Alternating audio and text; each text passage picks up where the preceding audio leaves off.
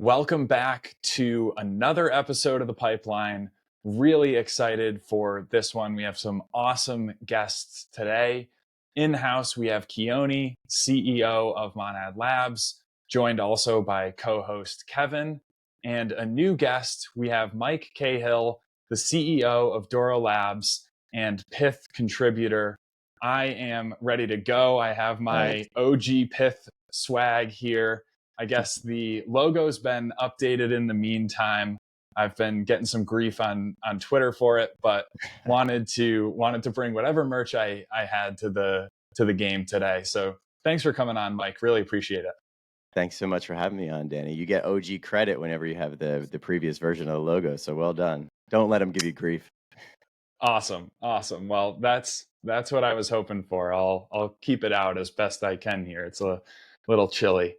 But yeah, would love to give any listeners a background on yourself briefly, who you are, where you come from, and how you ended up at Duoro Labs and Pyth. Cool. So like Keone, my previous role was at Jump Crypto, and so we worked together. I joined Jump in 2019. We actually worked together before that at KCG or Getco. So my background is in FX trading or sales and trading, starting at banks. And I've been working on Pyth since we started contributing in 2021. And Duoro Labs came about last year. It was a point in the network where the team from Jump that was contributing, that I was leading, had the opportunity to form Duoro Labs. This gave us a bit of agency to contribute full-time to Pyth, which is what we wanted to do, and contribute to the network at a really exciting time for the network's growth. So that happened the middle of last year. And we're really excited about it. We're excited about the growth of the network, and we can kind of talk about where things are. But that's a little bit about me. Awesome. Yeah, really exciting stuff. And certainly no secret, there's a lot of synergy already between the Monad community, the Pyth community, and on the builder side as well, for sure. Would love to hear your perspective on why you're excited about Monad and why do you see such a strong collaborative relationship between Monad and Pyth? Yeah, I think that the things that excited me about Pyth are some of the same things that excite me about Monad. There is the intersection of finance and technology that's being built, and the optimizations that get done require a lot of hard tech, and it's just the long hours of work and optimization and really just never stopping, kind of approaching the best possible and most efficient systems you can have. So it's really no secret or surprise to me that you get people that come from systematic trading backgrounds to work on this. And I don't think you needed that before when you were in kind of the web of no value. But now that you've got something of value transacting over, blockchains and kind of over the internet, you do actually need a much more efficient upgrade to the infrastructure. And that's what we've been seeing. Infrastructure continues to upgrade. And I think that we'll continue to see this happen. The first generations of blockchains were good proofs of concepts. And then we saw breakthroughs with things like, Solana during a time where they had really fast block times. That became table stakes. Layer 2s have given EVM compatibility some of those attributes. But what Monad does, I think, is really exciting because it gives you some of the same synergistic opportunities that you see on something like Solana, but built on an EVM layer, which is a benefit of kind of the community ecosystem that predates the Monad ecosystem. And what I expected to have happen was for it to be incredibly performant, because I know Keone and I know James really well. We work together, and I know what they hold themselves to in terms of benchmarking and making things really, really fast and performant. And I know they don't stop, right? And you see some of this happening with the Fire Dancer team as well. Like, there's a lot of performance that needs to be done. What I've been really surprised by and incredibly impressed by is the community and the social layer. I think that Monad has developed this probably second to none in terms of getting excitement throughout the community, and that's something that is completely.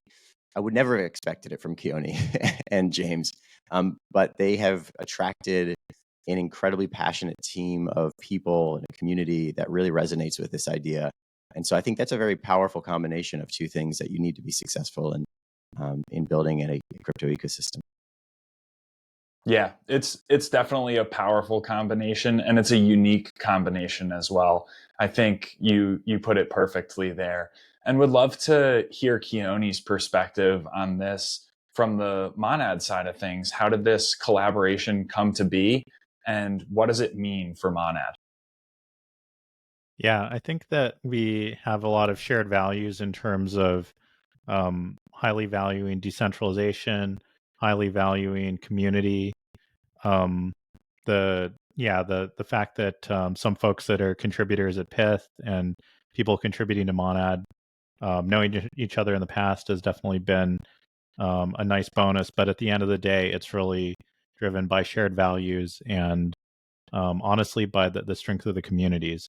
I think that community is incredibly important in crypto, and it's very easy to sort of underweight that. But I think both sides of the bell curve, both 70 IQ and 130 IQ folks really understand that community is everything in crypto. And I think that both at Monad and at Pyth, we both appreciate that.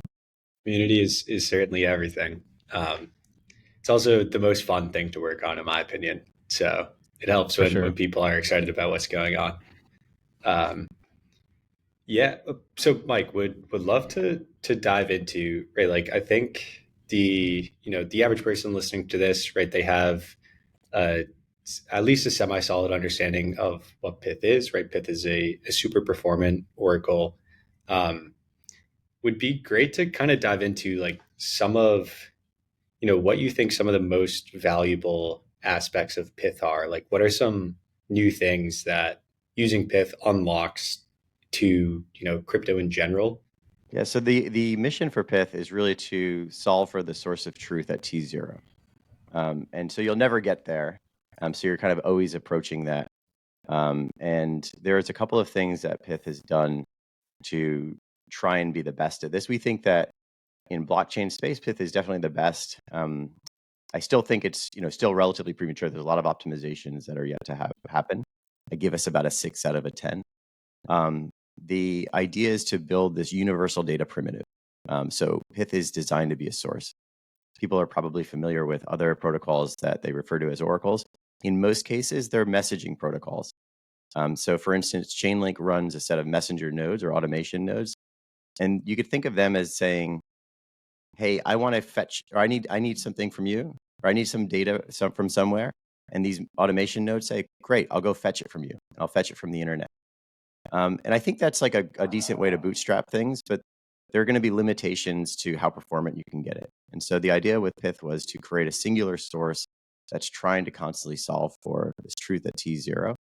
And you do it in a way that borrows from some of the backgrounds on how you would set up like a trading infrastructure. You need to figure out what your kind of your neutral price is, so that you can be predictive on a timescale greater than 0. Right. So high frequency trading firms and systematic trading firms tend to be solving for a predictive value of sometime T plus some level.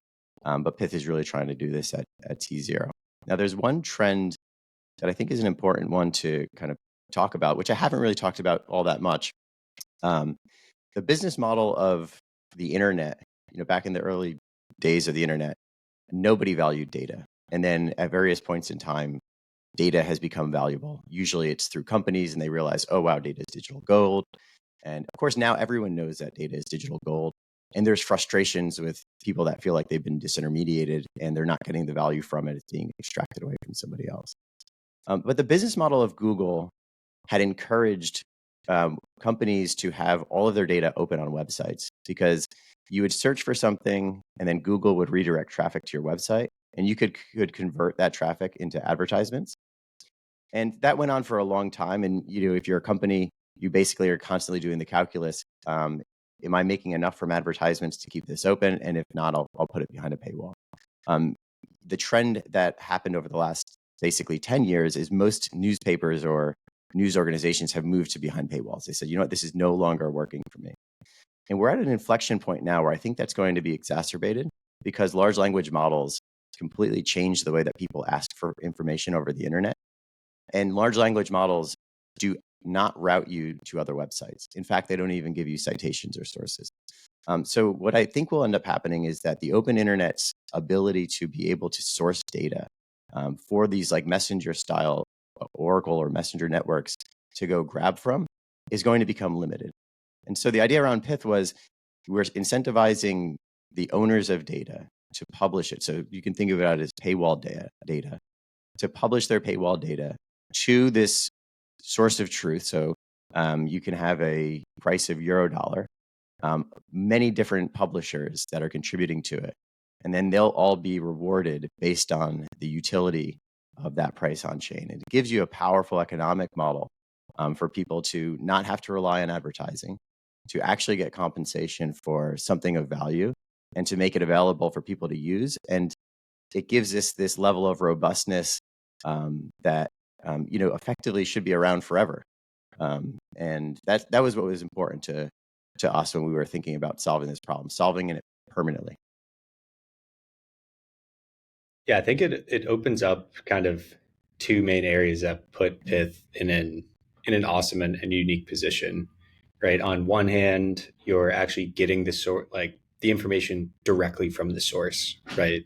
People that are publishing data a lot of the time are creating it themselves.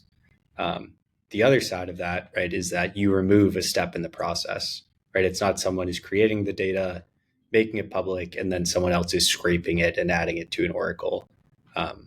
You're actually getting it, again, directly from the source. So it's much quicker, right? It gets you guys closer to that T0 goal that we're striving for. One thing that could be interesting as well is just understanding like, what does this mean for the end user, right? I think there are a lot of very valuable projects in crypto that the end user doesn't necessarily touch, right? They might be trading on something, they don't understand that it's powered by like two or three other things that are working together to create that experience. So yeah, would love to hear about like, an end user, they might be trading on a perp or something. How does Pyth kind of come into play for the end user? Yeah, so the intention for Pyth is to give applications and users of applications equal access to the same level of data. So everything is aggregated on an application blockchain called PythNet, and then PythNet's connected to 50 blockchains today.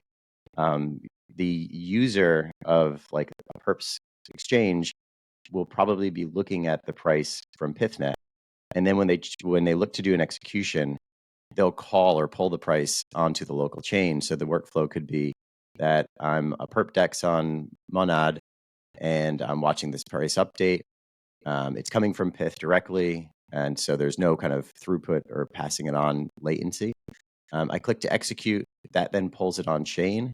It will go through, say, Wormhole, and when the price is brought on chain, the contract will execute, and so you'll have all the attributes of it being a bona fide, transparent transaction on Monad, and there will be a small fee that gets paid to the Pyth application, and that fee can go back to those contributors. And so that's how we've incentivized the publishers to cut out all that excess, all those excess hops, and to make sure that it's going to be around, right? It's a business model that isn't going to wake up one day and say, "Oh, I didn't realize that someone was taking all of this data from Yahoo Finance and putting it on the blockchain. Like, we're going to stop that." Like that's like a real concern when you think about the value within financial market data. It's a huge industry. I mean, it's about $7 billion in revenues for real-time financial market data.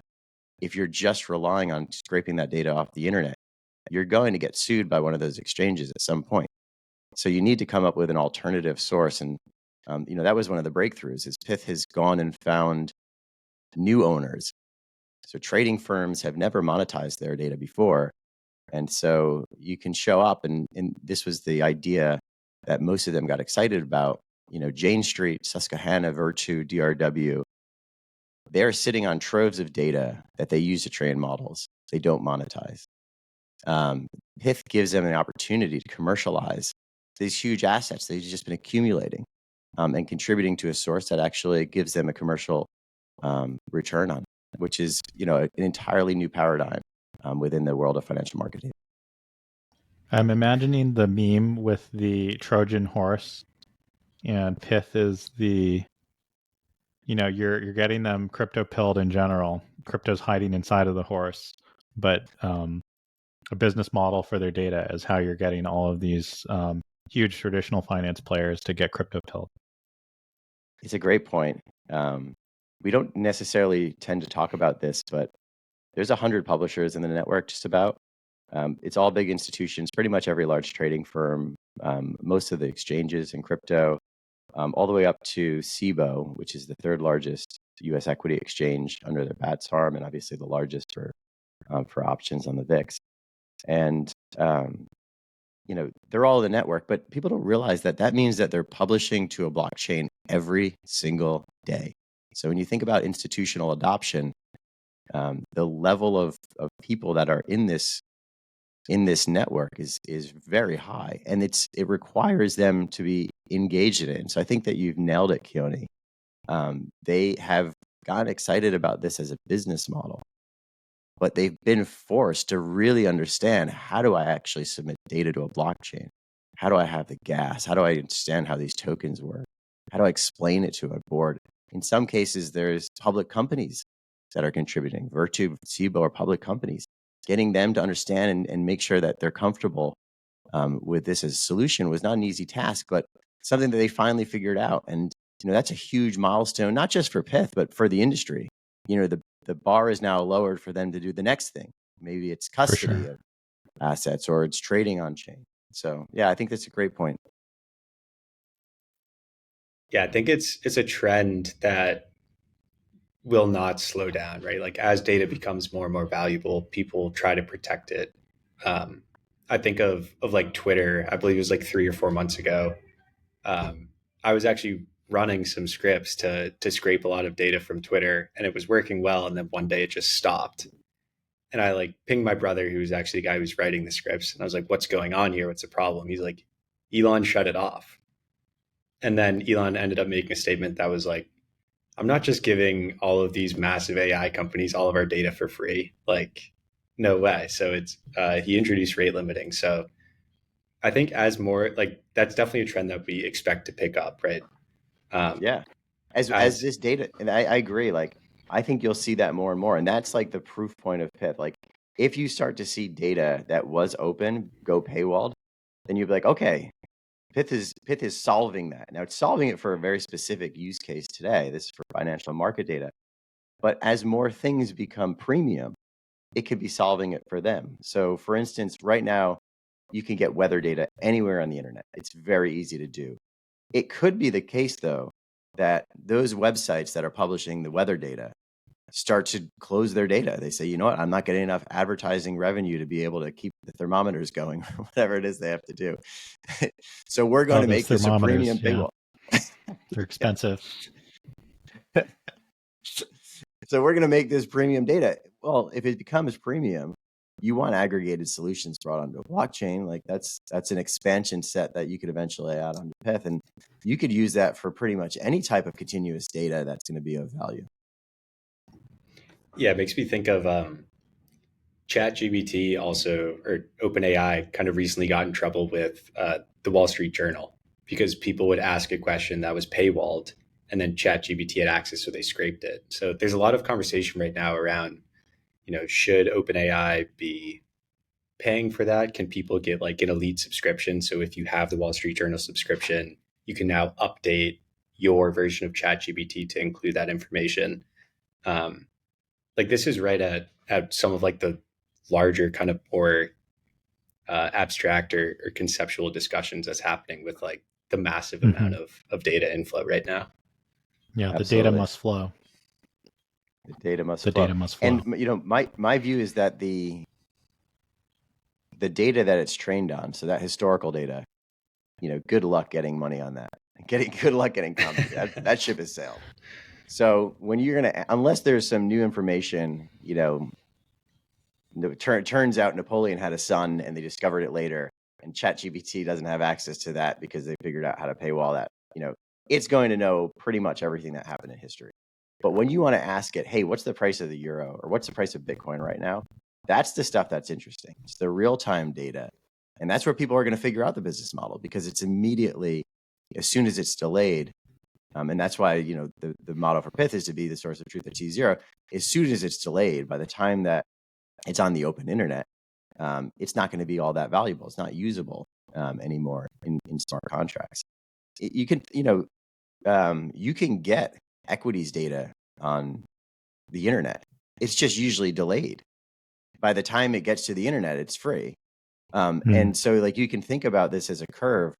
If the data costs $7 billion and it's free after 15 minutes, well, all the value of the data exists between T0 and 15 minutes. And, it's actually heavily concentrated towards close to T0.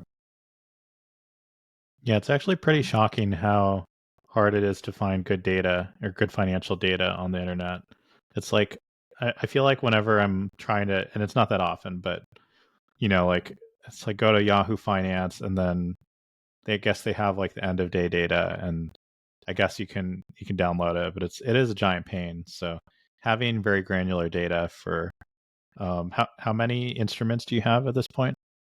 400. 400. Okay. Awesome. Yeah, think about Keone, like how much work when you were a portfolio manager running a systematic strategy, how important was it to have the data, obviously getting access to it, and some of the structuring that you guys have put behind making Monad faster and making the parallelized EVM actually work, like are components of it. But just think about like the amount of effort that a place like Jump puts into just cleaning up its market data so that it could be usable. Mm-hmm. Yeah, for sure. It's without getting into too many details, it's definitely a big effort. Yeah, it seems like this is a really critical aspect, particularly in the blockchain space, with markets never closing, with apps, like a variety of different apps, really reliant on fast and accessible data to be able to run their services.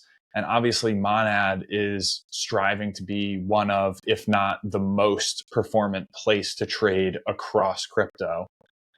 So would love to hear Keone's perspective on how important are high performance oracles on the competitive or high frequency trading side of things. Yeah, I think that a very high fidelity oracle is extremely important for a number of other DeFi primitives. For example, lending protocols require precise pricing so that the vaults, like ultimately the protocol itself, is safe. I think it kind of comes into the public awareness like once every 6 months or something when something crazy happens on Aave. Like most recent, I think it was like Curve token, and someone with a large Curve equity position borrowing a bunch of stable coins against it, and as the value of the Curve token dropped, and the vault became in danger of going negative in value, it's a huge issue. So having very precise pricing that's also still like taking into account confidence intervals and is aggregating price sources from a number of different very accurate sources of data is extremely important to maintaining the health of any lending protocol. So that's like one very obvious area. A second one is the enablement of any derivatives contracts. The derivatives themselves are they depend on accurate pricing for settlement, and then in the case of perpetuals, where there's a mark price and some funding rate that's calculated based on the mark price, you need that price to be super accurate. So I think that right now the typical spreads on centralized exchanges versus on decentralized exchanges generally. And this is a very like blanket term, but centralized exchanges have cheaper execution costs right now. And it's really needed to have greater efficiency in the DeFi side in order to help DeFi be super competitive against the centralized world and ultimately to allow decentralized finance to eat the rest of the world. And I think having really accurate, really up-to-date pricing is extremely important toward allowing derivatives, which, you know, realistically are the majority of the market in any market, whether traditional markets or crypto markets. Derivatives are the majority of the notional that trades. So they need very accurate pricing in order for that to be possible. Yeah, it seems like this is one of the most critical aspects to solving one of the biggest bottlenecks that's preventing DeFi from scaling beyond what we've seen in recent years. And Mike, from my understanding, Pyth has some unique aspects to its architecture. And kind of without getting too deep in the technicals, because we have listeners all over that spectrum, how does Pyth's architecture compare and or differentiate from other oracles in the crypto space? Yeah, so the Pyth architecture is designed to have a sustainable business model built into it so that Pyth can operate as a protocol without having to have a permissioned instance or like a direct sales team.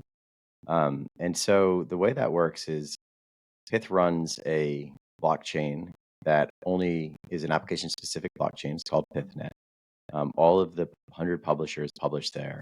And so you've got these 400 symbols that are updating a couple of times each second. All of the blockchains that it's connected to then have equal access to all this data. So there's 50 blockchains today. There's about 300 applications that use the data across those different applications or those different blockchain environments. And the commercial model is such that every time a transaction is delivered to another blockchain for an application to use, they pay a small fee, and then that fee is able to be distributed to the publishers. Now, community will decide this over governance, but the mechanics are in place where today a very small fee is actually collected every time Pyth is delivered to a different blockchain. There are about 4 million transactions or updates per day that get distributed to those 50 different blockchains, which is not small. It's a very large number of updates with a very small fee associated with it. But that's up to the kind of the token holders and governance to determine what's the right equilibrium between optimizing for continued growth, given how early we are in the market, and optimizing for kind of the compensation for some of the data sources. Understood. Yeah, I think PythNet is something that a lot of people have been very excited about for a long time. So yeah, seeing it running in the wild is amazing, right? It's no small engineering feat to have this performant network that exists, is currently taking in new data at like the lowest latency that we see. Yeah. Would also be go ahead. Sorry, I was just going to contrast. So the standard model for other oracles is that run these messengers is that they will set a timer, and basically it's an automation job that says, hey, go fetch me the price every 24 hours or 50 basis points from these 3 websites, and I'm going to go pay you some money outside of the blockchain, and you're going to go compensate the gas and hire the automation nodes, choose which sources, and we have a contract. And there's no scalability to other people.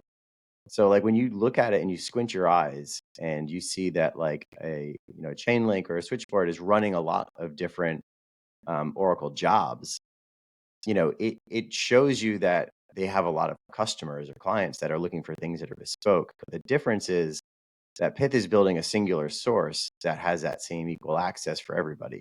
And so as that source becomes more powerful, it benefits everybody equally. And so you end up getting these really powerful network effects, as opposed to saying, we've got 6 feeds over on Optimism. We've got 15 feeds over on Arbitrum, and 30 feeds over on Base, and none of them can talk to each other. And if you want a number 31 because it's over on Arbitrum, well, call sales. We'll have to run that for you, figure out what the schedule is, and you have this terrible trade-off where profit maximization in that strategy is often at the detriment to the quality of the data, because you have to basically bake in the gas fees.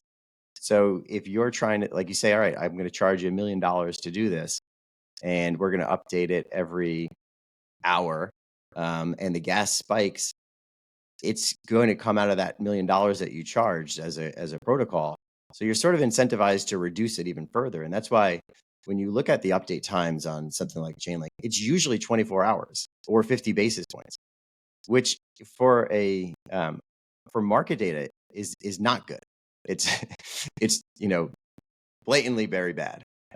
You need much more finely tuned data than that if you're going to be running something like a perpetuals market or anything that is going to give users a chance of not losing money, because you're going to get just the worst impermanent loss or adverse selection when you've got markets that are so incremental or gappy.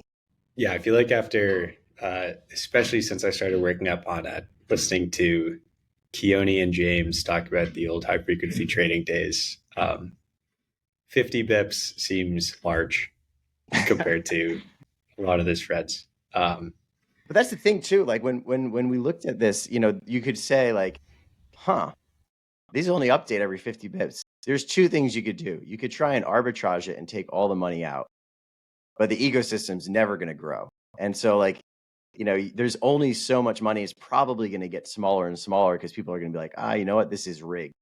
Or you can just solve it and get the best market data on there. And then you're not playing for like just trying to win in this tiny little game. You're playing for building a brand new financial system that now is enabling not just people in the US with really great access to capital markets, maybe it's everyone in the world. So if you can go up and like maybe 10x the population of people that are having access, it's a great trade, right? And so you're willing to do that. And that's been the history of technological innovation, especially on the internet. People are always willing to do stuff cheaper if they can increase the scale. It always works that way. So everyone ends up getting a better product because it goes to everybody. Yeah, I think I'm kind of reminded specifically of the impermanent loss problem on AMMs and contrasting that with something like synthetics, where because the pool is allowing people to trade and basically making markets constantly available to anyone, pricing off of the Pyth Oracle, and because that's very accurate, so the LPs to that pool are effectively, they're always pricing at a reasonable price plus some spread, and so that is actually a sustainable business model for the LPs, as opposed to in an environment where effectively the markets can't adjust quotes on their own, and therefore the LPs are essentially being adversely selected by any sort of arbitrageur who has better pricing data than a static curve. Doesn't mean to say that there's no role for AMMs. Like, I think AMMs are still really valuable for in a lot of use cases, but I can definitely see that from the LP side, it's a more sustainable business if you can adjust the prices based on what's actually going on in the rest of the world. And the synthetics example is like one that really jumps out to me, and it's really cool that it's been powered by the Pyth effort. Yeah, and it should be a profitable business to be an LP. When you look at retail brokers, like FX retail brokers outside of the US, they call it booking the trades. Like, that's sometimes the most profitable thing they can do, because the retail traders can net off with one another, and they don't usually have the most predictive, short-term predictive, or most toxic, trade order flow. That's why payment for order flow exists. It's not anything more nefarious. It's just that generally the time that when I go and trade and I'm buying Robinhood stock, it's not a great time to do it on the scale of like, a couple of milliseconds. But if somebody like, I don't know, 0.72 comes in and buys a whole bunch, maybe you want to get out of the way from that. And so that's really what payment for order flow is like. Give me just the stuff that doesn't involve these big hedge funds that, are going to be super, super toxic from a market making perspective, and they're willing to pay for it. And the customers of the retail brokers win. They actually get a preferential execution price. So it's a huge win for everybody in that scenario. But that just shows you that when done correctly, LPs should make money, right? It should never be the scenario where the LPs are just losing money, in a couple of years on blockchains, and you have to continue to subsidize them. That means it's broken. You need to evolve it. It doesn't mean that AMMs are broken. You probably just need to make sure that the AMMs are more expressive or that they're updating, and they've got some, more complicated attributes. Right. And then it's not even like the arbitrageurs are making that much money either, because all of the profit goes to, in the form of tips to the validators. So yeah, exactly. it's all, there's a better way. So yeah, we'll definitely need to include this one as probably the question that a lot of people have that are listening, right? But Pyth recently has gotten past the when token spamming stage. Congratulations to everyone who worked on that front. But yeah, would be great to hear about, right? Like, how does the Pyth token kind of come into play for this, larger product of Pyth network that's going to power a lot of the DeFi protocols in crypto? Such an exciting time. So Pyth is a decentralized oracle, which means that governance can manage the updates directly on chain. There was an airdrop, a retrospective airdrop that took place in November. It involves the largest to date activity across multiple chains. So there's 27 blockchains. The token was made eligible to users of applications on those 27 blockchains. And there's 100,000 wallets that were in scope, just about. About half of those wallets have claimed, and it's an SPL token, the Pyth token. And the intention was really to, socialize this piece of decentralized infrastructure, right? Like, you're a user of synthetics, maybe you'll want to be involved in the governance.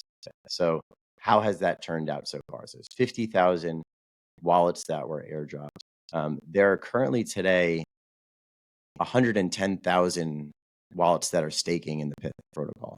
So over double, which is a tremendous outcome. That just shows you the power that, this idea of decentralized infrastructure has. People believe in it. There's a vote for the Constitution next week, which will be the first vote, and then governance will really be armed with kind of managing taking the network into their own hands and being a part of the story.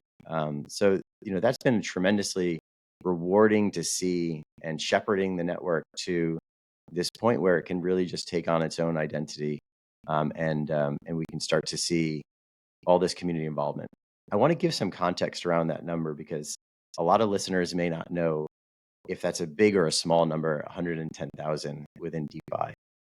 So I'll give just some comparisons. So Aave, which obviously everyone knows, and which has an active governance, has about 15,000 wallets. GMX has about 20,000. Synthetics has about 40,000. So Pyth at 110,000 is no small feat. And, having it launched just in November, is pretty important. Obviously, there are some that are larger. So Solana has about 250. Celestia has about 400 million, or 400,000 rather. So there's certainly space to grow, but it does tell us that, this is something that people are very excited in participating on, and there's certainly a sense of community and involvement that I'm really pleased to see. Amazing. Yeah, I think that as an observer and someone who has been very excited about Pyth for a long time, just such a exciting part in in the maturation of Pyth in general. I know we are coming up on time here, so usually have one question that we have shamelessly ripped from the Up Only podcast. So shout out to Kobe and Ledger. But it's the final alpha. And this could be, Mike, it'll be your final alpha, Keone. We're hoping for something along the lines of high frequency trading or some trading alpha that you've accumulated over the years. But Mike, it's open ended, right? It doesn't have to be crypto specific. It can be any anecdote, any piece of wisdom that you have accumulated over the years, something you've gleaned from being a builder in this space, having experience in many different areas of the crypto industry and traditional finance industries. Yeah, really just something that the end listener can walk away with and feel like hopefully they got 1% smarter after listening to Mike's Final Alpha. Yeah, anything that you'd like to share? Sure. Yeah, I don't know how much smarter they'll get, but it's something I've been thinking about a lot. I recently read this book called The Coming Wave, which is by one of the founders of DeepMind, and it sort of went through different epochs of technology changes. And there's that Amara's law, where it's people overestimate the effects of technology in the short term and underestimate them in the long term. And this has always been the case. So if you go back to the railroads, or to electricity or radio or TV, automobiles, airplanes, even the internet, it's always the case. And it's certainly the case with crypto. And the thing that I think people tend to forget when you're in the moment is that the infrastructure is the most important, right? People are always asking, what is the killer app? Why can't I use this? Oh, everyone's building some new infrastructure. That's what you have to do. You cannot build an Uber app without the iPhone, right? The Uber app needed a GPS. It needed the ability to talk to you on a computer that's in your pocket. So I think that, people just need to stay optimistic that things are being built and get excited about infrastructure and think about what those things potentially can unlock. And stay positive in the ecosystem, even though you won't see things happen overnight. These things tend to have an overnight success factor at some point when the infrastructure is really good. Then there's the ChatGPT moment, but ChatGPT came out of many years of AI winters. And it started in the 1950s, and people just thought it was never going to happen. And then there was the overnight success. So, that would be my advice: is don't get too frustrated when thinking about, why aren't the use cases coming yet? The use cases are actually coming, and seeing the improvements of infrastructure is going to lead to that overnight success and around the corner. Yeah, I think that's a great point. I think it's easy to, because crypto moves so fast and so much happens so quickly, it's easy to lose perspective and realize that DeFi summer only happened in 2020. And that was really an explosion of volume and usage and TVL. I think prior to DeFi summer, TVL was like $1 billion or less. And now is like, I'm going to get these numbers wrong. So sorry in advance. I'm not a very accurate data provider, but I think it's probably like 50 billion right now on chain. So, I think there's that's a good, I'll echo what Mike said, that there's, it's like, something brewing under the surface, under the water, but then, it's when the tide goes down a little bit, then you actually see like, this massive structure that's been built, and things can change very quickly. That's not, that's just me piggybacking off of Mike's alpha though. I would say, like, since we're talking a lot about data and trading dynamics and thinking back to former days of jump trading, I would say my alpha is going to be very trading related this time. It's just, cut up your trades. Don't like make one big trade all at once. Use TWAP or VWAP. Jupiter Aggregator on Solana has a great feature for cutting up trades. You can send once a minute or just much more frequently. That really reduces price impact. The reason that's not that popular in crypto right now is because the gas fees of each one of those submissions would be too high. So in high performance blockchains where that isn't an issue, we should see much better execution. But yeah, just in general, like putting a big order on any exchange in any market is either going to result in you crossing the spread very deeply and paying up a lot, or if you leave a big order in the book, that's also people signal off of that, and that reduces the likelihood that that order actually will get filled, which is actually adverse selection. So think about your adverse selection, and what is it? It's like always use stops. Like people have these different trading advices, but mine would just be to cut up your orders. Amazing. Yeah, you heard it here first, right? Infrastructure allows for applications to be successful and performant, and do not put it all in one trade. Keone and James and people similar to that eat lunch because of that. So there you go. And zoom out. And Not zoom anymore, out for yeah, sure. back in the day, yeah. Yeah, that's awesome alpha to end on. I think the Pyth community as well as the Monad community are going to love diving into this episode. So I'd certainly be excited to run it back in the near future. Hopefully once Monad is live in practice and we're able to leverage this collaboration with the awesome Pyth network. Mike, thanks so much for joining us today, as well as Keone and Kevin. Really appreciate it. Thanks so much for having me, and thanks for welcoming me into your beautiful office. I really love it here. Amazing. Yeah, thank you guys. That was awesome, Mike and Keone. Thanks.